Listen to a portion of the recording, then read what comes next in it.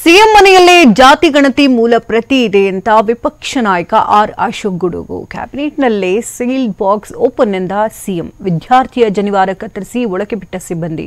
ಮಾಜಿ CM ಬಿಎಸ್ವೈಗೆ denotification ಸಂಕಷ್ಟ. ಇದೆಲ್ಲವನ್ನ ನೋಡೋಣ ರಾಜಕೀಯ ನ್ಯೂಸ್ ಟಾಪ್ ಲೈನ್ನಲ್ಲಿ. ಜಾತಿಗಣತಿ ವರದಿ ಜಟಾಪಟಿ ಹೊಸ ದಿಕ್ಕಿಗೆ ಹೊರಳಿದೆ. ಈ ಬಗ್ಗೆ ದೊಡ್ಡ ಬಾಂಬ್ ಸಿಡಿಸಿರೋ ವಿಪಕ್ಷ ನಾಯಕ ಆರ್ ಅಶೋಕ್ ಜಾತಿಗಣತಿಯ ಮೂಲ ಪ್ರತಿಗೆ ಕೈ ಹಾಕಿದ್ದಾರೆ. ಮೂಲ ಪ್ರತಿ ಸಿಎಂ ಮನೆಯಲ್ಲಿದೆ. ಮಂಡನೆಯಾಗಿರೋದು ನಕಲಿ ವರದಿ ಅಂತ ಗಂಭೀರ ಆರೋಪ ಮಾಡಿದ್ದಾರೆ. ಕಾಪಿ ಸಿದ್ದರಾಮಯ್ಯ ಮನೆ, ಒರಿಜಿನಲ್ ಸಿದ್ದರಾಮಯ್ಯ ಮನೆಯಲ್ಲಿ ಸಿಕ್ಕಾಕೊಂಡಿದೆ. ಸೀಲ್ ಮಾಡಿರೋದು ಇದು ಡೂಪ್ಲಿಕೇಟ್. ವಿಪಕ್ಷ ನಾಯಕ ಆರ್ ಅಶೋಕ್ ಆರೋಪಕ್ಕೆ ಪಂಚ್ ಕೊಟ್ಟಿರೋ CM Siddaramaiah sealed box open ಆಗಿದೆ ಕ್ಯಾಬಿನೆಟ್ನಲ್ಲಿ. ಹೀಗಿರುವಾಗ ನಮ್ಮ ಮನೆಯಲ್ಲಿ ವರದಿ ಹೇಗಿರುತ್ತೆ ಅಂತ ಪ್ರಶ್ನಿಸಿದ್ದಾರೆ. ಮೂಲಪ್ರತಿ ನಮ್ಮ ಹತ್ರ ಇರಕ್ಕೆ ಯಾಕೆ ಸಾಧ್ಯ ಆಗುತ್ತೆ? ಮೊನ್ನೆ ಕ್ಯಾಬಿನೆಟ್ ಮೀಟಿಂಗ್ ನಲ್ಲೇನೆ ಶೀಲ್ಡ್ ಕವರ್ ನಲ್ಲಿ ಇತ್ತು. ಅದನ್ನು ಓಪನ್ ಮಾಡಿದ್ದು ಎಲ್ಲರಿಗೆ ಕ್ಯಾಬಿನೆಟ್ ನಲ್ಲಿ. ಇನ್ನು ಸೀಲ್ಡ್ ಬಾಕ್ಸ್ ಓಪನ್ ಆಗಿದ್ದೆ ಕ್ಯಾಬಿನೆಟ್ ನಲ್ಲಿ ಅಂತ ಸಿಎಂ ಹೇಳ್ತಿದ್ದಾರೆ.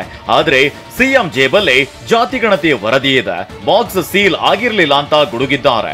ಇದಕ್ಕೆ ತಿರುಗೇಟು ಕೊಟ್ಟ ಸಿಎಂ ಸುಳ್ಳನ್ನೇ ಸತ್ಯ ಮಾಡೋದೇ ಅಶೋಕ್ ಕಸುಬು ಅಂತ ಟೀಕಿಸಿದ್ದಾರೆ.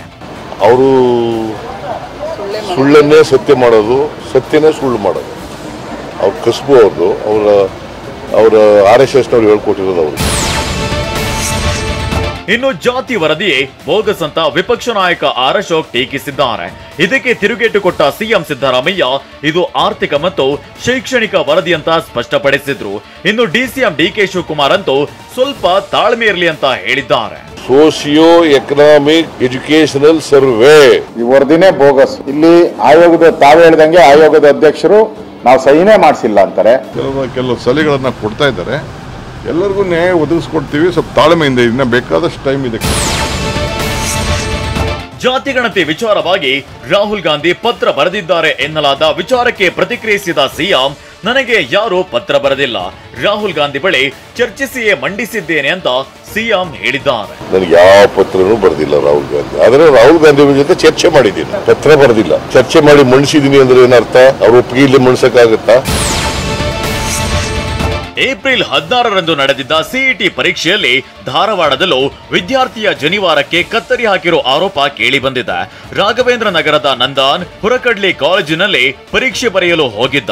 ಈ ವೇಳೆ ಜನಿವಾರ ತೆಗೆಯುವಂತೆ ಸಿಬ್ಬಂದಿ ಹೇಳಿದ್ದಾರೆ. ಇದಕ್ಕೆ ನಂದನ್ ವಿರೋಧಿಸುತ್ತಿದ್ದಂತೆ ಸಿಬ್ಬಂದಿಯೇ ಜನಿವಾರ ಕತ್ತರಿಸಿ ಒಳಗೆ ಬಿಟ್ರಂತೆ. ಇನ್ನು ಕತ್ತರಿಸಿದ ಜನಿವಾರವನ್ನ ನನ್ನ ಕೈಗೆ ಕೊಟ್ರು ಅಂತ ನಂದನ್ ಆರೋಪಿಸುತ್ತಿದ್ದಾರೆ. ಅವ್ರ ಕಣ್ಮೇಲೆ ಕೊಳ್ಳಾಗೇನು ಹಾಕೊಂಡಿದ್ದೀರಾ ಅಂತ ಕೇಳಿದ್ರು. ನಾನು ಜನಿವಾರ ಅಂತ ಹಿಂಗೆ ತೆಗೆದು ತೋರಿಸಿದೆ. ನಾ ಇದು ತಕ್ಕೊಂಡು ಬ್ಯಾಗ್ ಒಳ ಹೋಗಿ ತಕ್ಕೊಂಡು ಬ್ಯಾಗ್ನ ಇಟ್ಕೊಂಡು ಬರ್ತೀನಿ ಅಂತಂದೆ. ಎಲ್ಲ ಮಾಡ್ಕೋತ ಕೊಡೋಕ್ಕಾಗಲ್ಲ ಅಂತೆ ಕತ್ರಿ ತೊಗೊಂಬಂದು ಕಟ್ ಮಾಡಿಬಿಟ್ರು. ಶಿವಮೊಗ್ಗ ಜಿಲ್ಲೆ ಸಾಗರದಲ್ಲೂ ವಿದ್ಯಾರ್ಥಿಯ ಜನಿವಾರವನ್ನ ಕತ್ತರಿಸಿರೋ ಆರೋಪ ಕೇಳಿ ಬಂದಿದೆ. ಹಳೆ ಇಕ್ಕೇರಿಯ ಪಾರ್ಥ ಅನ್ನೋ ವಿದ್ಯಾರ್ಥಿ ಸಾಗರ ಪದವಿ ಪೂರ್ವ ಕಾಲೇಜಿನ ಪರೀಕ್ಷಾ ಕೇಂದ್ರದಲ್ಲಿ CET ಪರೀಕ್ಷೆ ಬರೆಯಲು ಹೋಗಿದ್ರು. ಈ ವೇಳೆ ಜನಿವಾರ ಇರುವುದನ್ನ ನೋಡಿದ ಸಿಬ್ಬಂದಿ ಅದನ್ನ ಕತ್ತರಿಸಿ ಡಸ್ಟ್ಬಿನ್ಗೆ ಹಾಕಿದ್ರಂತೆ. ಈ ಪ್ರಕರಣದ ಬಗ್ಗೆ ಗೊತ್ತಾಗ್ತಿದ್ದಂತೆ ಸಾಗರ ಪೊಲೀಸ್ ಠಾಣೆ ಎದುರು ಇಂದು ಪ್ರತಿಭಟನೆ ನಡೆದಿದೆ.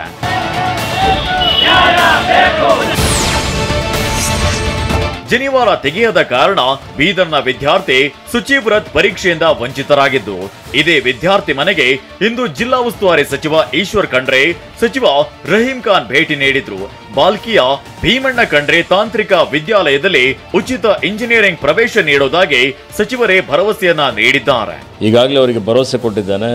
ನಮ್ಮ BKIT ಕಾಲೇಜಿನಲ್ಲಿ ಫ್ರೀ ಇಂಜಿನಿಯರಿಂಗ್ ಸೀಟ್ ಯಾವ್ದು ಬ್ರಾಂಚ್ ಬೇಕೋ ಅದು ಕೊಡ್ತೀನಿ ಅನ್ನುವಂಥ ಮಾತನ್ನು ಹೇಳಿದ್ದಾನೆ. ಮಾಜಿ ಸಿಎಂ BS ಯಡಿಯೂರಪ್ಪಗೆ ಮತ್ತೊಂದು ಸಂಕಷ್ಟ ಎದುರಾಗಿದೆ. ಡಿನೋಟಿಫಿಕೇಶನ್ ಪ್ರಕರಣಕ್ಕೆ ಸಂಬಂಧಿಸಿದಂತೆ ಇಂದು ಮಧ್ಯಾಹ್ನ 12:45ಕ್ಕೆ ಸುಪ್ರೀಂ ಕೋರ್ಟ್ ತೀರ್ಪು ಪ್ರಕಟಿಸಲಿದೆ. ನ್ಯಾಯಮೂರ್ತಿ JB ಪರ್ದಿವಾಲಾ, ಮನೋಜ್ ಮಿಶ್ರಾ ಪೀಠದಿಂದ ತೀರ್ಪು ಪ್ರಕಟವಾಗಲಿದೆ. BSY ವಿರುದ್ಧದ ಪ್ರಕರಣಗಳನ್ನ ಒಟ್ಟುಗೂಡಿಸಿ ಸುಪ್ರೀಂ ಕೋರ್ಟ್ ವಿಚಾರಣೆ ನಡೆಸಿ ತೀರ್ಪು ಕಾಯ್ದಿರಿಸಿದೆ. ಭ್ರಷ್ಟಾಚಾರ ಪ್ರಕರಣದಲ್ಲಿ ಪೂರ್ವಾನುಮತಿ ಕುರಿತು ಇಂದು ತೀರ್ಪು ಪ್ರಕಟವಾಗಲಿದೆ.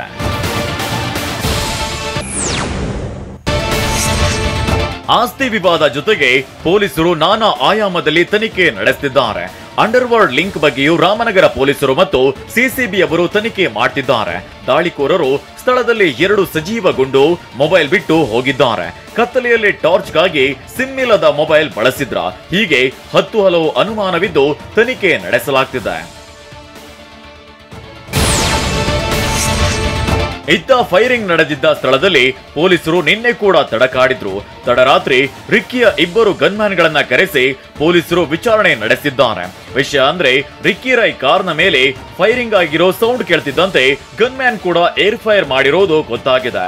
ಆಗ ಶಾರ್ಪ್ ಶೂಟರ್ಗಳು ಸ್ಥಳದಿಂದ ಪರಾರಿಯಾಗಿದ್ದಾರೆ. ಸಚಿವ ಜಿ ಪರಮೇಶ್ವರ್ ತನಿಖೆ ಬಳಿಕವೇ ಎಲ್ಲ ಗೊತ್ತಾಗತ್ತೆ ಅಂತ ಹೇಳಿದ್ದಾರೆ. ಯಾರು ಮಾಡಿದ್ರು ಅನ್ನೋದನ್ನ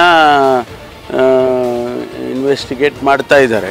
ಅವರು ಯಾರು ಸಿಕ್ಕಿದ ಮೇಲೆ ಗೊತ್ತಾಗ್ತದೆ ವಿಷಯಗಳು. ಯಾರು ಆ ರೀತಿ ಮಾಡಿದ್ದಾರೆ, ಗುಂಡು ಹಾರಿಸಿದ್ದಾರೆ, ಅವ್ರನ್ನ ಹಿಡಿದ ಮೇಲೆ ಸತ್ಯಾಂಶ ಹೊರಗಡೆ ಬರುತ್ತೆ.